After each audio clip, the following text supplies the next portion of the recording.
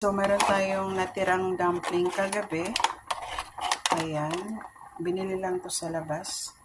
Lagay natin sa ating lugaw para mainit na siya. Ayan.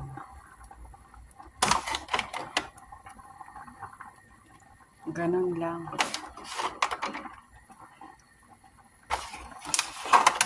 Hanapan lang natin ang paraan para mainit siya.